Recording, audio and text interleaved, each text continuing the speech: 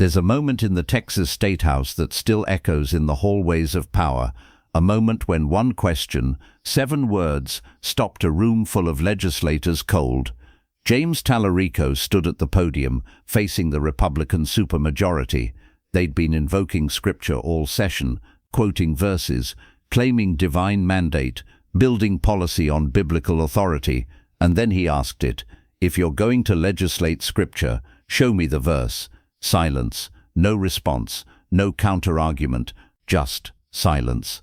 This is the story of how a 30-year-old Democratic lawmaker in deep red Texas used the Bible itself as a weapon against Christian nationalism, how he turned faith into a scalpel, how he made powerful men realize their own theology was working against them. And it starts with understanding who James Talarico actually is, because that context changes everything. James Talarico isn't your typical progressive Democrat. He's not a secular liberal using religion as a political cudgel. He's a practicing Christian. He studied theology. He can quote chapter and verse from memory, and that makes him dangerous, because when he challenges Christian nationalism in Texas, he's not attacking from the outside. He's calling out hypocrisy from within the faith tradition itself. Talarico represents District 50, a purple district in the Austin suburbs.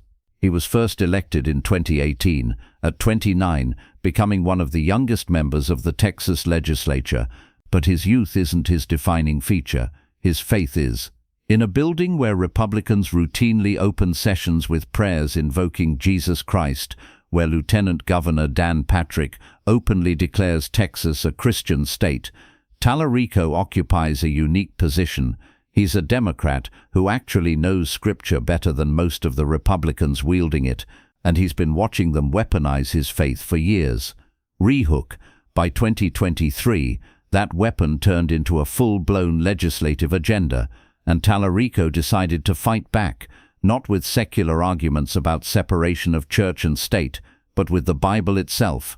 Dan Patrick is not just Texas Lieutenant Governor, he's the gatekeeper of the Texas Senate, one of the most powerful political figures in the state, more powerful, some argue, than Governor Greg Abbott himself. Patrick has never hidden his Christian nationalist sympathies. In 2023, he declared, "Texas is a Christian state. We were founded on Christian values." He's pushed bills mandating displays of the 10 Commandments in public schools. He's defended legislation restricting reproductive rights using Scripture. He's framed every major policy fight from immigration to education through an explicitly biblical lens, and he does it with confidence, with moral certainty, with the weight of a Republican supermajority behind him. During one particularly heated floor debate in the spring of 2023, Patrick's allies were defending a bill that would divert public funds to private religious schools. The arguments were drenched in Scripture. Christian education, they said, was under attack. God-fearing families needed options. Talarico rose to speak. He didn't attack the policy first. He attacked the premise. "I keep hearing Scripture invoked in defense of this bill. I keep hearing that this is what Jesus would want, but I've read the Gospels, and I don't see it." He paused. The chamber quieted. "So if you're going to legislate Scripture, if you're going to tell me that God demands this policy, then show me the verse, chapter and verse, because I've looked, and I can't find it." The camera captured Dan Patrick's face. Stone. No expression, no rebuttal, because there was no verse. There never is. That wasn't the first time Talarico used this tactic, and it wouldn't be the last, because his real target wasn't Dan Patrick, it was the governor himself. Greg Abbott wanted school vouchers.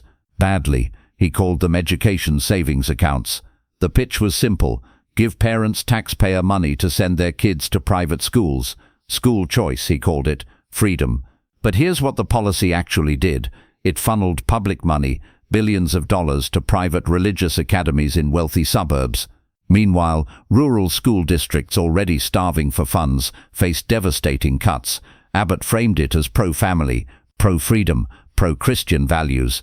Talarico saw it differently. In a March 2024 committee hearing, Talarico confronted Abbott's education commissioner directly. The room was packed, cameras rolling. "You keep talking about choice, but choice for the wealthy is not freedom for the poor." He let that sit.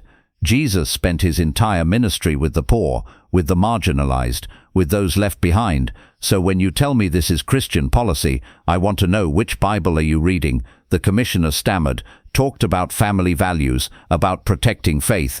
Talarico cut him off. Jesus never coerced anyone. He invited, he taught, he served. He never used state power to force his way. So why are you? The hearing room went silent. Republican lawmakers stared at their notes. A few shifted uncomfortably. Because Talarico wasn't just making a political argument, he was making a theological one, and he was right.